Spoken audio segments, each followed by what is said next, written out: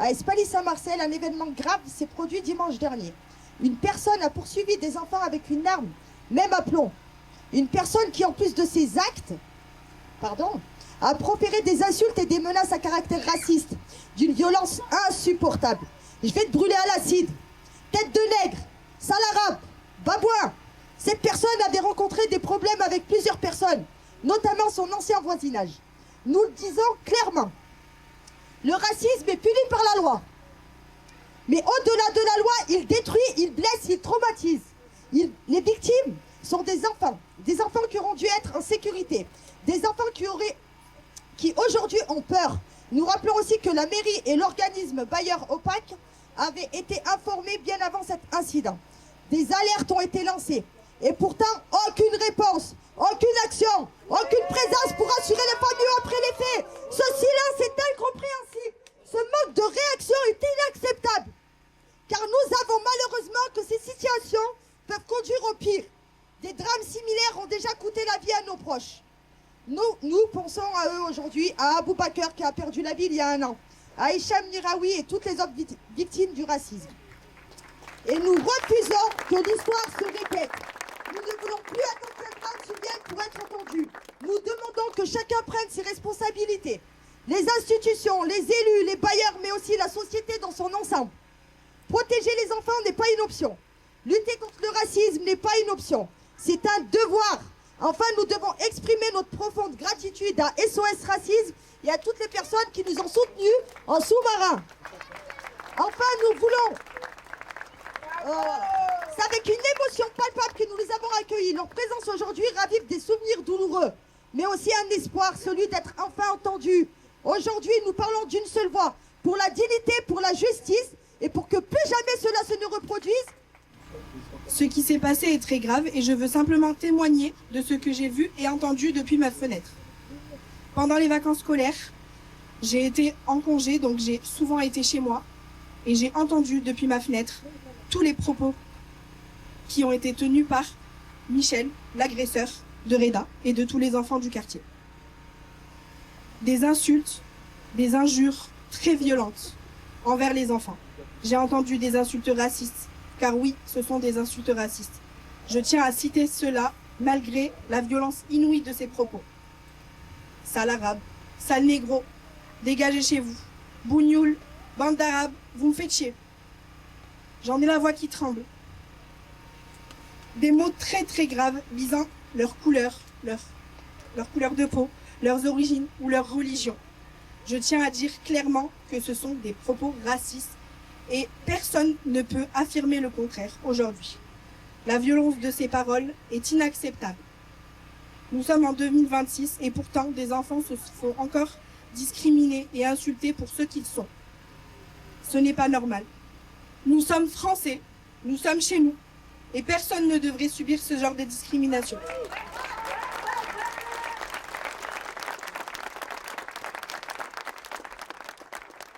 Aujourd'hui, ce sont des enfants qui sont touchés et c'est encore plus grave. Un enfant a été blessé, le petit Reda est traumatisé aujourd'hui. Je lui apporte tout mon soutien ainsi qu'à la famille et je lui souhaite un bon rétablissement. Mais ça aurait pu être nos enfants, vos enfants aussi. Peu importe la couleur de peau, l'origine ou la religion, un enfant reste un enfant et personne ne doit subir ça. Aucune famille ne doit subir ce genre de discrimination et de violence. Pointer une arme sur quelqu'un, encore plus sur un enfant, est inacceptable. Aujourd'hui, je témoigne pour dire ce que j'ai vu et entendu et pour demander que justice soit faite. Nous sommes ici pour ça, pour nous rassembler, pour demander justice pour Reda ainsi que tous les enfants et la famille de Reda et de tous les enfants du quartier qui ont subi ces violences et ces agressions de Michel. Nous espérons que cette personne sera jugée et punie pour ses actes. Merci de m'avoir écouté et j'espère que nous serons de plus en plus nombreux pour nous lever contre ces injustices de racisme et il faut continuer de se battre.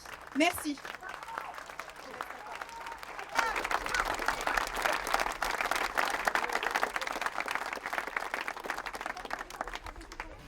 Mon fils jouait simplement au foot avec ses copains du quartier. Il faisait ce qu'ils font tous les enfants. tout jeune, courir, rire. Et pourtant, un monsieur a décidé à leur tirer dessus avec une carabine à plomb. Tirer sur des enfants. Par chance, personne n'a été physiquement blessé. Ce qui s'est passé est extrêmement grave et inadmissible. Ce qui rend la situation encore plus inacceptable, ce sont les propos qui ont accompagné cet acte, des insultes raciales et des mots qui blessent et qui marquent profondément. C'est inacceptable, ce n'est pas un fait divers. Et on ne peut pas laisser passer. La justice doit punir l'auteur des faits à la hauteur de la gravité de ces actes.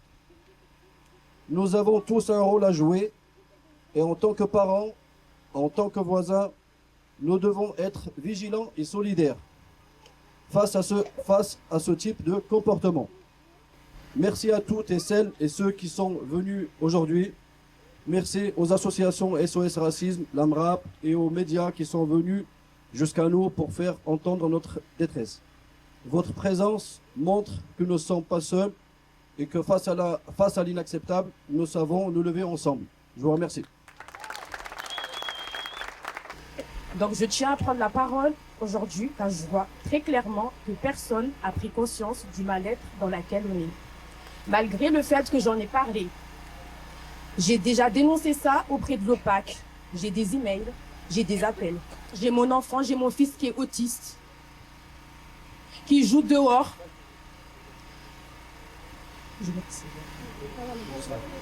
Respire. J'ai toujours cherché le dialogue et l'apaisement et j'ai toujours eu pour réponse la violence et l'agressivité de Michel. Et de l'indifférence totale, je suis surpris que ça prenne ses proportions et je trouve que ça ouvre pas le dialogue. Je voudrais que l'esprit se calme et de mon côté, je veux renouer avec l'OPAC plus paisiblement et j'espère sincèrement qu'aujourd'hui, je trouverai quelqu'un pour m'écouter et me comprendre. On est là! On est là! On est là!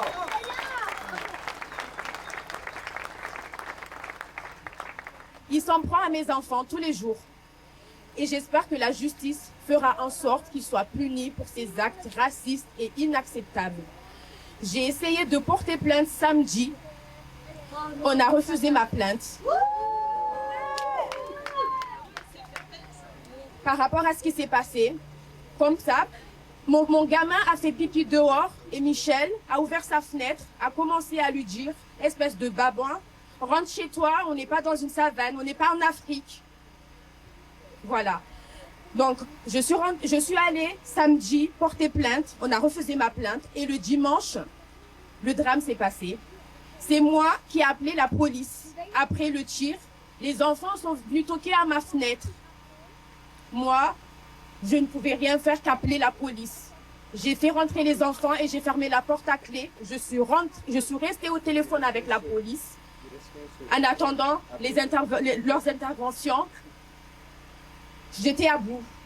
Je ne savais plus quoi faire par rapport à tout ça. Je n'ai pas été entendue, comme je le dis, par la police. Lundi, je suis retournée à la police. On m'a dit de retourner mercredi. J'y étais mercredi, pareil. Jeudi, je suis allée le matin. Je me suis dit, aujourd'hui, je ne pars pas d'ici. 8h50, je suis arrivée à la police. J'ai attendu jusqu'à 10h20. Je suis allée les voir. J'ai dit, là, j'attends de porter plainte. Ok, madame, on va vous recevoir. Voilà, à 11h, on m'a reçu. J'ai déposé ma plainte.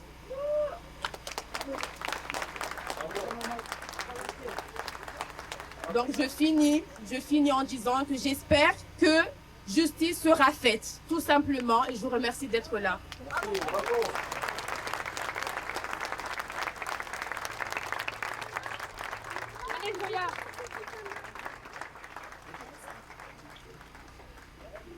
Et étant dans le domaine de la santé, je voulais simplement savoir, parce que des fois, quand tu es à l'hôpital, c'est là que tu vois que la couleur n'a pas d'importance en fait.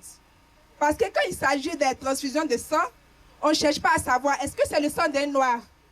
Est-ce que c'est le sang d'un arabe? Quand on cherche les plaquettes, par exemple, on ne cherche pas à savoir, est-ce que c'est le sang de quelqu'un de couleur? Parce qu'il s'agit là de la vie. Pourquoi je parle de ça? Parce que Je parle de ça pour qu'on prenne conscience qu'on est tous pareils. La couleur n'a pas d'importance. Voilà. La couleur n'a pas d'importance. Un homme noir peut donner son cœur à une personne blanche.